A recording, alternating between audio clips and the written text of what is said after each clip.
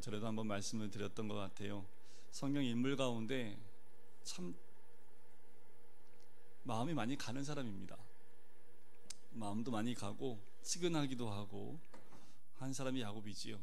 우리와 참 많은 비슷한 부분이 있는 사람입니다. 위기도 많이 겪어요. 어려움도 많이 겪습니다. 그런데 참 머리가 좋아요. 그 순간순간 위기를 모면하는 야곱의 모습을 보면 야, 어떻게 머리가 저렇게 돌아가나 할 정도의 사람이 야곱입니다. 사람은 누구든지 살아가면서 위기를 겪게 되지요. 그런데 중요한 건요, 그 위기 가운데 하나님이 함께 하시면 그러면 오히려 그 위기가 복이 됩니다. 혹시 여러분들 지금 삶 가운데 지금 내 삶의 위기인데, 그러면 그 위기가 하나님이 함께 할 수 있도록 하셔야 됩니다. 그러면 그 위기가 오히려 우리한테 전화위복이 되어지고 복이 될 줄 믿습니다. 그런데 위기를 자기 힘으로 또 세상적인 방법으로 이겨내려고 하면요, 오히려 더욱더 힘들어집니다. 야곱이 왜 힘들어졌을까요? 자기 힘대로 또 자기 방법대로 했었기 때문에 그래요. 야곱은 생애의 위기를 잘 극복했습니다. 위기 덕분에 누구를 만났어요? 야복강가에서 하나님을 만났지요. 그는 하나님과의 만남을 통해서 이름이 바뀌었습니다. 야곱에서 뭐로 바뀌었어요? 이스라엘로요.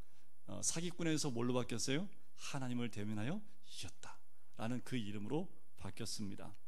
이스라엘은 이름을 갖기 시작하면서 야곱이 진짜 믿음이 성장하기 시작을 했습니다. 그리고 20년 동안 갈등 가운데 있었던 형과도 화해를 하게 되었지요. 드디어 야곱은 자유와 평강을 누리게 됐고요, 참 행복을 알게 됐습니다. 여기서 끝. 얼마나 좋을까요? 그지요? 여기서 딱 마무리가 되면 야곱의 삶이 이렇게 아름답게 됐구나, 이름도 바뀌고. 그런데 야곱을 보면 뭔가 좀 약간 불안해요. 여러분들 저를 보면 좀 불안하십니까? 여러분들 야곱을 보면 여전히 뭔가 불안해요. 왜 그럴까요? 형하고도 화해를 했습니다. 이름도 바뀌었어요.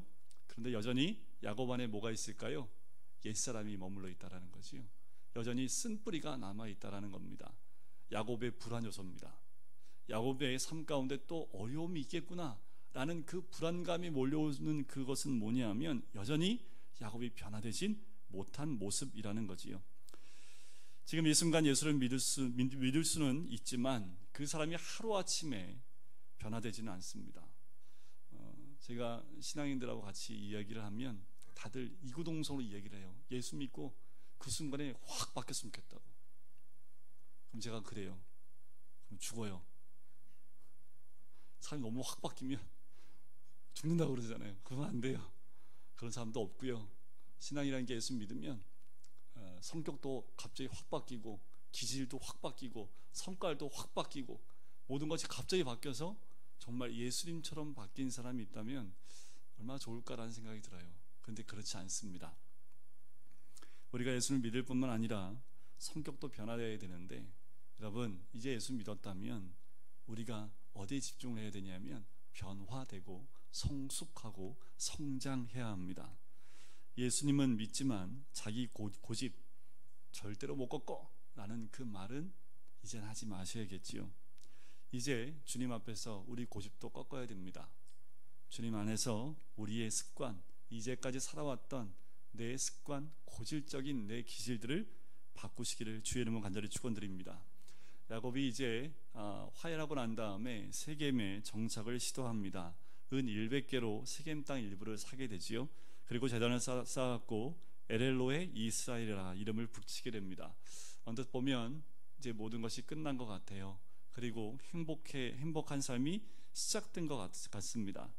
그러나 야곱이 변화하지 않았기 때문에 그 행복은 오래가지 않고요, 새로운 위기가 닥쳐옵니다. 오늘 본문 말씀이 그 새로운 위기 가운데 봉착한 부분입니다.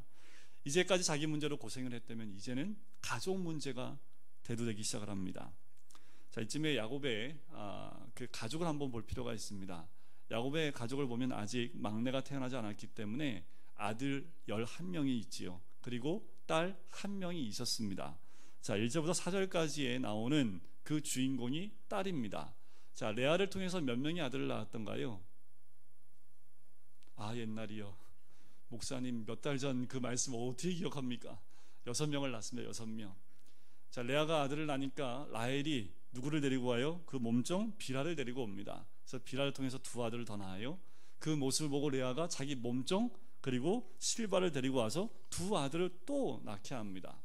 그리고 마지막에 라헬이 아들을 1명을 더 낳게 되지요. 자, 레아는 아들 6명을 낳고요. 마지막 딸 디나를 낳게 됩니다. 한번 생각해 보세요. 남종대만 11명인데 뒤에 딸 하나 태어났어요. 어떨까요? 저희도 3남매인데 아들 둘이 있다가 딸 태어나니까 딸이 또 다르더라고요. 그죠? 근데 아들만 11명인데 만약에 딸이 하나 태어났어요. 어떻겠어요? 그 아버지한테. 그리고 그 형제들, 그 오빠들한테 이 디나는 어떤 존재였을까요? 얼마나 사랑스러웠을까요? 그냥 하는지 남종대도 우르르 하는데 거기에 딸 하나가 딱 있는데 완전히 그냥 생각만 해도 그 딸이 얼마나 귀하겠습니까? 얼마나 그 귀한 딸이겠어요. 그런데 오늘 그 딸한테 문제가 생긴 거지요. 세겜 땅에 도착을 하자마자 늘 가정 안에 머물렀던 디나가 세상에 대한 관심을 갖기 시작을 합니다. 이제까지 아버지를 따라서 이곳저곳 옮겨 다녔습니다. 이곳저곳 옮겨 다니고 쫓겨 다니고 도망 다니고 했던 그 삶에서 이제 정착할 것 같아요. 땅을 아버지가 샀어요. 이제 여기서 사는 거구나 라고 생각을 하고 눈을 들어보니까 자기가 여태까지 만나보지 못한 사람들이 있는 거예요. 저 사람도 어떤 사람일까 하고 가나안 땅으로 들어가 그 문화를 경험하기 시작을 합니다. 신앙을 가졌다가 세상 문화에 빠져들면요, 신앙을 버리고 세상으로 가버리는 경우가 굉장히 많습니다. 제 신앙의 동역자였던 어렸을 때 함께 신앙생활을 했던 친구들이 그렇게 다 떠났어요. 참 재밌는 거 뭐냐면 같이 신앙생활을 했습니다. 저와 같이 주의길 가든지 아니면 세상 가든지 둘 중에 하나밖에 없어요. 이게 너무 하나님 앞에서 어떻게 하나님, 어렸을 때 함께 신앙생활했던 그 친구들이 세상으로 가든지 주의길 가든지, 장로도 없고요, 일반 집사도 없어요. 그렇게 딱 양갈래로 나는 거 모습 보면서 참 어떻게 이럴 수 있을까. 근데 세상을 간 친구를 보니까 다시 돌아오지 못하더라고요. 그때 같이 방언도 했고 성령의 충만함도 경험했던 그 친구들인데 세상 문화에 한번 빠지고 나니까 돌아오지 못하는 그들의 모습을 보게 됩니다. 디나가 그런 경우와 좀 비슷하지요. 다른 문화에 접촉을 하자마자 처음 접한 그 문화에 흠뻑 빠져버리게 됩니다. 마치 우리 아이들이 안 가르쳐줘도 새로 신폰만 나오면 새로운 신폰은 어떻게 그렇게 빨리 습득을 하는지, 우리 어르신들은 핸드폰 이거 하는데 문화원 가서 이렇게 배우셔야 되잖아요, 그죠? 근데 쟤네들은 그냥 주면 하루도 안 걸려. 1시간이면 애들이 금방 합니다. 참 아이들은 그 문화를 빨리 습득하는 것 같아요. 아마 이 디나도 그렇지 않았을까. 그러면서 거기에 흠뻑 빠져버리게 됩니다. 그리고 1절에 보면 나가서 그곳에 친구를 사귀었던 것 같아요. 1절 한번 보실까요? 레아가 야곱에게 낳은 딸 디나가 그 땅의 딸들을 보러 나갔다. 그 땅의 딸들, 여자들이란 얘기를 쓰고 있는데, 자, 그렇게 말을 썼던 이유는 뭐냐면 분명한 것은 우상을 숭배하고 있는 가나안의 딸들이다 라는 것을 이 말로 표현하고 있는 겁니다. 그러니까 디나가 가나안 여자들과 사귀기 시작했다라는 거예요. 디나에게는 세상 여자가 참 매력적으로 보였던 것 같습니다. 친하게 지내기 시작을 합니다. 그래서요, 우리가 친구 사귈 때 참 중요한 것 같아요. 우리 자녀들에게 스승뿐만 아니라 친구들이 매우 중요한 영향을 끼칩니다. 사춘기에 있는, 그리고 청년기에 있는 우리 아이들이 어떤 친구들 만나냐에 따라서 그 영향을 많이 받게 되는 거지요. 우리 아이들이 믿음의 친구와 또한 믿음의 선후배 가운데 머무는 것이 얼마나 큰 복인지 모릅니다. 저도 자랄 때 그렇게 자랐던 것 같아요. 우리 아이들이 교회 안에 머물러 있는 것, 그거 하나만으로도 제가 큰 축복이라고 말씀드렸죠. 제가 처음 교회 왔을 때 너무 놀랐습니다. 제가 그렇게 말씀드렸을 거예요. 어떻게 애들이 금요기도회도 나오고 수요예배도 나오고 주일 오후예배까지 참석하는 거 보고, 야, 우리 교회는 희망이 있습니다. 그럼 제가 또 그랬을 거예요. 요 모양 요 모습 그대로 대학생 때까지 이 자리 지키고 있으면 애들 우리 하나님 쓰신다고 그랬잖아요. 그죠? 하나님 제 말씀에 책임져 주실 겁니다. 애들이 흔들리지 않고 그대로 대학생 돼서 그대로 이 자리를 계속 지키면서 신앙생활을 한다면 이들의 사회생활과 그 모든 앞길을 하나님이 다 인도하실 줄 믿습니다. 니네들이 아멘 해야지, 어른들이 아멘 하고 있네. 자, 성경을 보면 디나는 혼자서 외출한 사실을 알 수 있습니다. 혼자 외출함으로요, 어떤 일이 준비되게 되냐 하면 혼자 외출하면서 그 땅에 있는 남자들에게 희롱의 대상이 될 수 있는 기회를 제공하게 된 겁니다. 저희도 자녀들이 밤늦게 나간다고 하면 나가지 못하게 하지요. 여러분들 잘 아는, 특히 딸들을 데리고 있는 가정에서는 언제 시간대 이후로는 외출 못 나가게 하잖아요. 왜 못 나가게 해요? 밤에 나가면 위험하니까요. 그죠? 혼자 나간다는 것 자체가 위험하기 때문에 세상이 너무 흉흉해서 혼자 나가는 것이 위험하다는 거죠. 디나도 마찬가지입니다. 혼자 나가지 말았어야 될 곳을 혼자 나가게 된 거지요. 결국 디나의 외출로 비극적인 일이 발생을 하지요. 세겜이라는 청년이 그를 데려다가 강간을 합니다. 근데 이 모습을 보면 그냥 무력으로 길거리에서 잡아서 무력으로 강간한 것 같은 느낌이 들지만 그렇지 않아요. 세겜의 뒤에 내용을 보면 그렇게 무지막지한 사람은 아니었던 것 같습니다. 좀 젠틀한 부분이 있었던 것 같아요. 아마도 이 친구들과 함께 어울려 놀다가 일어난 일이지 않을까. 아마도 사귀지 말아야 될 친구를 사귀면서 그 무리와 함께 사귐을 가지면서 일어났던 사건이라는 것을 우리는 추측해 볼 수가 있습니다. 그래서 디나를 집으로 데리고 가서 그리고 강간을 하게 되는 거지요. 세겜은 비록 강간을 했지만 하고 난 다음에 어떻게 해요? 디나를 너무 많이 사랑하게 됩니다. 그래서 어떻게 합니까? 그 디나를 위로하기 시작을 하고, 그리고 아버지한테 얘기를 합니다. 나 이 여자하고 결혼하고 싶습니다. 그 아버지 하몰에게 얘기를 합니다. 그래서 하몰이 그 아들 세겜과 함께 이제 그 아버지, 디나의 아버지인 야곱을 만나러 가는 거지요. 근데 여기에 야곱의 문제는 뭐냐면요, 중요한 하나님의 원칙을 무시하고 소홀하게 여겼다는 점이 있습니다. 딸 디나가 가나안 땅에서 가나안 여자들과 남자들을 만날 때 미리 제어하지 못했다라는 거지요. 따라서 이 불행한 사건의 원인을 찾아보면 우선은 남자의 유혹에 자신을 노출시켰던 디나에게도 문제가 있지만 더 본질적인 것은 아버지의 가정교육에 문제가 있었다라는 겁니다. 신앙인으로 또 신앙의 모습으로 컸어야 될 그 딸에게 제대로 된 신앙교육이 되어 있지 않았다라는 거지요. 사춘기를 겪으면서 방황은 있습니다. 방황하지 않은 사춘기는 사춘기가 아니잖아요. 그지요? 방황할 수밖에 없어요. 청년기에 한 번쯤 정도는 그 머릿속에서 신앙에 대한 깊은 고뇌를 가질 수 있습니다. 그것이 정상일 수밖에 없어요. 하지만 중요한 것은 그때 부모의 역할입니다.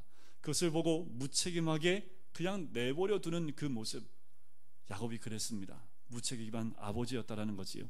아들들에게도 무책임했고요, 딸에게도 무책임했습니다.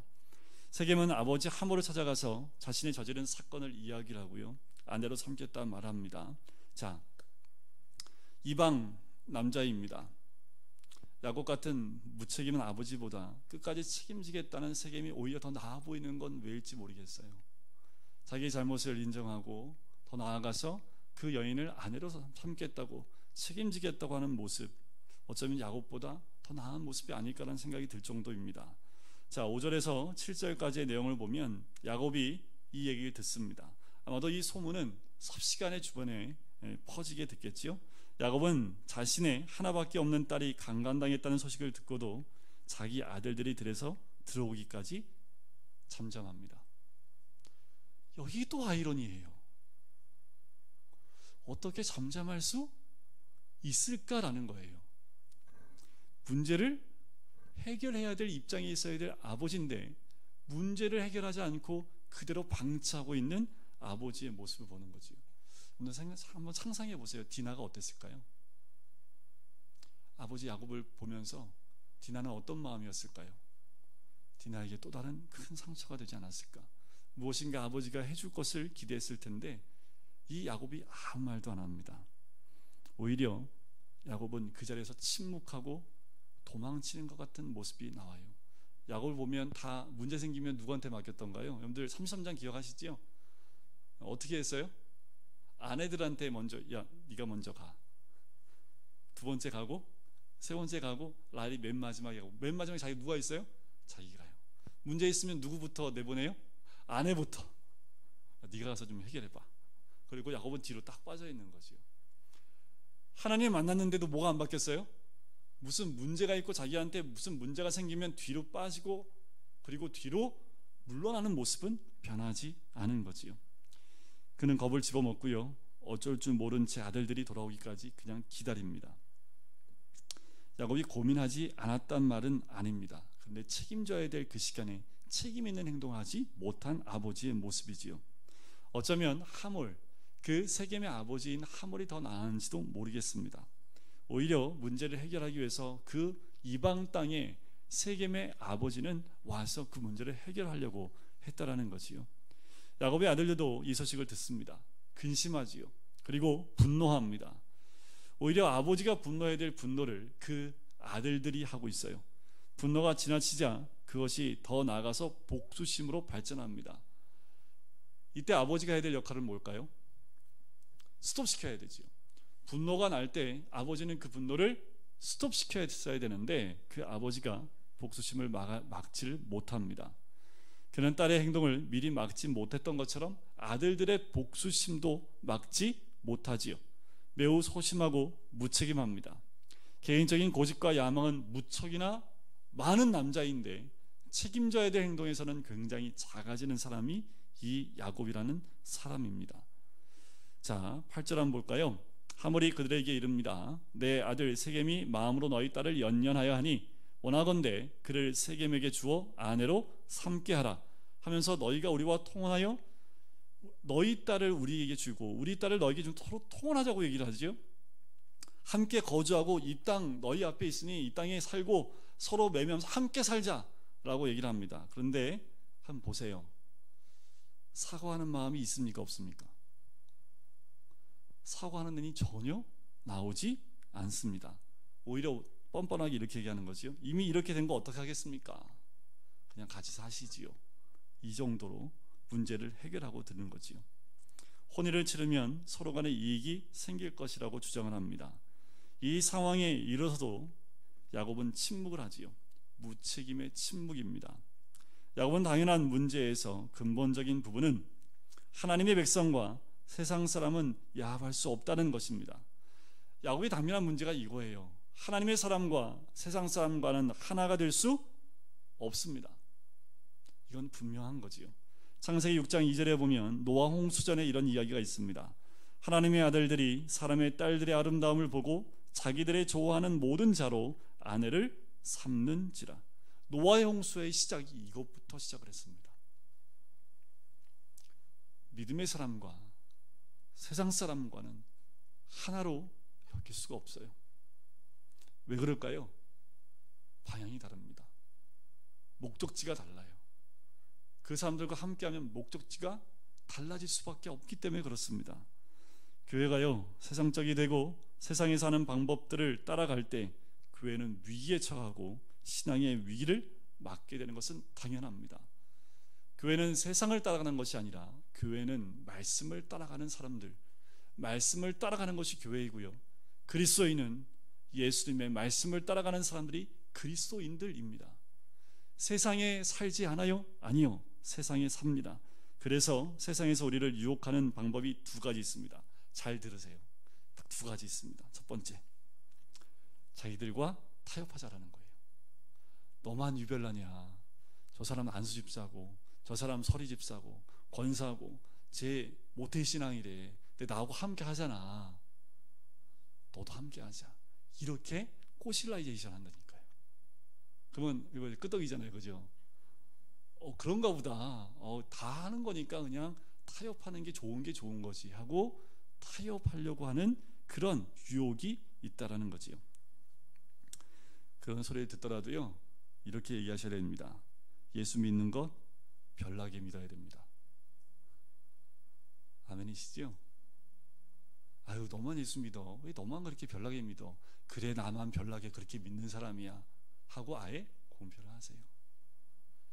세상은 끝없이 우리를 회유하고요, 또 우리를 핍박하고요, 또 회유하면서 타협하자, 나와 같은 사람이 되자, 나하고 이 길 가자, 좋잖아, 너무 좋은 길 아니야?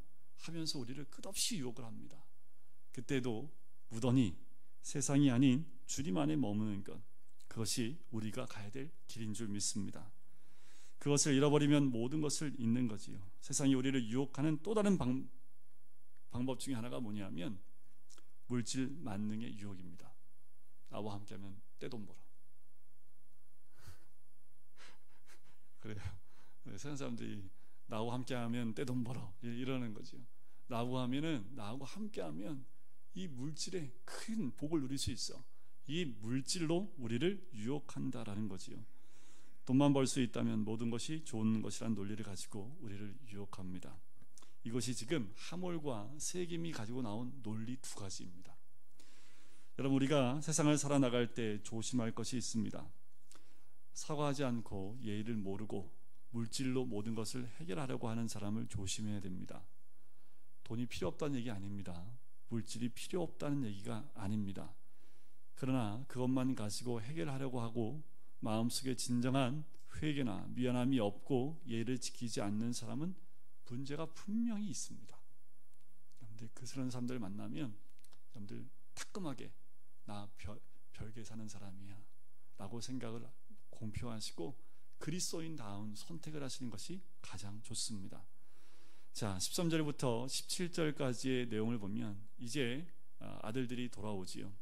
아들들이 돌아왔는데 그때까지도 그 딸의 비극에 대해서 야곱은 끝까지 침묵을 지킵니다. 오히려 오빠들이 분노를 하지요. 야곱의 아들들은 뻔뻔한 하몰과 세겜을 속이기로 결정하고 음모를 꾸밉니다. 자, 그래서 큰 비극이 일어나는데요, 이 비극의 원인은 누구부터 시작을 합니까? 아버지의 침묵과 도피 때문에 빚어지게 되는 거지요. 야곱은 자기 생명이 딱 걸리면 일단 자기부터 살려는 마음이 머리가 딱 돌아갑니다. 이게 야곱이 갖고 있는 고질적인, 자신이 가지고 있는 그 기질이에요. 나한테 무엇인가 큰 손해가 생길 것 같으면 먼저 머리가 돌아갑니다. 그리고 그 손해를 입지 않고 내 생명을 빼앗기지 않기 위해서 그 상황 가운데 순간적인 판단을 하게 되는 것이 이 야곱입니다. 야곱은 이때 자기 생명을 걸고요, 가장으로서 그 상황 한가운데 뛰어 들어가야 되겠지요. 늘 상황만 보면 눈치를 봤던 그 사람이지만 자녀 문제가 생겼다면 아버지가 그 상황에 뛰어 들어가서 무릎 꿇고 기도하면서 하나님의 도우심을 구하며 담대하게 나가는 것이 아버지가 해야 될 역할입니다. 그런데 아내에게 미루고 자녀에게 책임을 전가하면 오히려 큰 어려움 가운데 봉착하게 되는 거지요. 야곱의 아들들은 하물보다 힘이 없습니다. 그래서 음모를 꾸미게 되는 거지요. 그 음모라는 게 뭡니까? 하나님의 이름을 빙자한 거지요. 종교적인 것을 이용한 사기였습니다. 뭘 가지고 하는 거예요? 할례를 가지고 핑계거리를 내세우는 거지요. 하몰 일파가 할례를 받지 않았기 때문에 너희와 함께 할 수 없다라고 그들의 얘기를 합니다. 자, 오늘 본문에서 우리가 꼭 기억해야 될 것이 있습니다. 특별히 아버지가 책임을 져야 할 때 책임을 져야 한다라는 거지요. 아버지의 책임을 지지 않으면 자녀들도 나중에 크면 아버지가 됐을 때 똑같이 그 위치에서 책임을 지지 않으려는 모습들이 생길 수밖에 없는 겁니다. 아버지는 아버지로서 가정과 자녀 교육에 책임이 있어야 됩니다. 아버지는 자녀를 위해서 눈물로 기도해야 합니다. 돈 벌고 유명해지고 성공하는 것보다 더 중요한 것은 내게 맡겨진 자녀를 양육하는 것, 그것이 정말 중요하지요. 근데 요즘 시대에 아버지들이 아버지 역할을 하기 어려운 시대가 되지 않았나라는 생각이 듭니다. 아버지는 뭐 해주는 사람일까요? 냉장고에 먹을 거 채워주는 사람. 그 이상도 그 이하도. 오히려 집에 있는 강아지가 더 예쁘다고 얘기하는 것이 요즘 시대의 자녀들입니다. 왜요? 아버지 얼굴 보기가 어렵거든요. 아침에 나가면 언제 들어온지 모르고 또 눈 뜨면 아버지가 없고, 그런 아버지가 함께 있어야 될 그 시간에 아버지가 함께 있지 못하기 때문에 일어나는 일들이지요. 아버지가 자녀에 대한 양육에 대해서 책임을 져야 될 필요가 있습니다. 자녀가 분가하여 나갈 때까지 그 자녀를 위해서 눈물로 기도하는 것, 우리 아버지들이 하셔야 될 기도인 줄 믿습니다. 또 다른 교훈은요, 세상을 쫓아가면 소돔과 고모라로 가게 된다라는 거예요. 우리 자녀들이 꼭 알아야 될 부분입니다. 세상 유혹에 빠지면 어려운 일을 겪게 되어져 있습니다. 그래서요, 좀 이랬으면 좋겠습니다. 좀 우리 아이들이 촌스러웠으면 좋겠습니다. 촌스럽게 교회만 가 앉아있어. 그게 가장 큰 복이지요. 아이들이 밖에 나가 놀 때, 더 많은 즐거움을 누릴 때 고리타분하게 교회에 앉아서 설교 말씀을 듣고 있는 이 아이들의 그 선택이 오히려 하나님 편에서는 더 축복된 선택이라는 거지요. 얘들이 이걸 알아야 할 텐데, 그래서 제가 오늘 이 말씀을 하는 겁니다. 이 아이들이 이 자리에 정말 세상 사람들이 봤을 때는 야, 네 나이에 거기 앉아있을 나이는 아닌데 할 정도의 이 자리이지만, 이 자리를 채우고 앉아있는 그 모습이 오히려 하나님이 이 아이들을 보호할 뿐만 아니라 이들의 삶을 인도해 주실 줄 믿습니다. 하나님과 같이 있는 것보다 더 안전한 건 없지요. 우리 자신이 찾는 신랑보다 하나님께 찾아주시는 그 신랑이 훨씬 낫습니다. 내가 찾아봤자 하나님이 찾아주신 그 반려자를 만나는 것, 그것이 더 큰 복일 수 있다는 거지요. 그러면 좀 기다릴 줄 알고 하나님을 신뢰할 줄 알아야겠지요. 마지막 배워야 될 또 하나의 교훈이 있다면, 그리스도인은 세상 속에서 살지만 세상과 연합할 수 없는 존재다라는 겁니다. 마태복음 6장 24절에 보면 이렇게 나와요. 한 사람이 두 주인을 섬기지 못할 것이니 혹 이를 미워하고 저를 사랑하거나 혹 이를 중히 여기고 저를 경히 여김이라. 너희가 하나님과 재물을 겸하여 섬기지 못하느니라. 그래서 우리는 세상 사람들과 함께 살지만 분리해 살진 않지만 가이사의 것은 가이사에게 것이고 하나님의 것은 하나님의 것이다 라는 삶의 원칙, 신학의 원칙을 가지고 있어야 됩니다. 유대인을 보면 알 수 있어요. 유대인은 수천 년 동안 모진 어려움 속에서도 견딜 수 있었던 힘이 여기에 있습니다. 뭐냐 하면 그들은 심지어 먹는 음식도 타협하지 않습니다. 먹는 음식도 타협하지 않고요, 구별하여 분별하여 먹었던 사람이 이 유대인들입니다. 안식일 절기를 절대 타협하지 않았습니다. 그러나 그들을 타는 항공사까지도 바꿔버린 사람들이 유대인들입니다. 유대인들이 타는 항공사는요, 아예 음식을 따로 준비할 정도로 세상을 바꿔버리는 사람들이 이 유대인이었다라는 거지요. 수천 년 동안 다른 나라에 살았지만 이들은 자신들의 유대인 그 믿음과 신앙을 잃어버리지 않았던 것은 이런 타협하지 않고 믿음 가운데 있었기 때문에 그렇습니다. 여러분, 우리 자녀들이 우리를 보고 배워요. 어른들이 세상 가운데 타협하지 않고 믿음을 지키는 그 모습을 보고 우리 자녀들이, 또 여기에 있는 우리 아이들이 그 어른들을 보고 아, 저게 신앙이구나, 저것이 세상과 타협하지 않고 하나님의 인도하심 가운데 살아가는 것이 과연 진정한 복이구나 라는 것을 보고 깨닫게 된다는 것이요. 교회 오빠라는 영화를 제가 이 시간에 또 말씀드리려고 그래요. 우리 어르신들 보고 오셨다고 그러더라고요. 많이 오셨지요?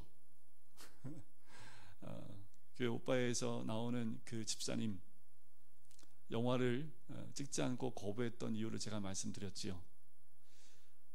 예수 믿고 이렇게 아파하는 모습을 보이면 오히려 믿는 사람들한테 누가 될까봐 영화 찍는 것을 거부했다가 그 감독의 끝까지 설득을 통해서 세상에서 잘 되는 사람들을 통해서 하나님께 은혜도 될지 모르지만 자기처럼 죽음의 고통 앞에서도 신앙을 지키는 그 모습을 보고 은혜를 누릴 수 있다면 찍겠습니다 하고 영화를 찍다가 암으로 소천하게 되지요.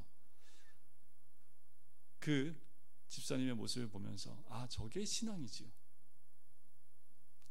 그 극한 고통 가운데에도 믿음을 잃어버리지 않고 믿음을 지키려고 하는 그 결단 가운데 나갔던 그 한 사람의 집사의 그 죽음이 이 죽음을 통해서 우리에게 주는 그 울림이요, 어마무지합니다.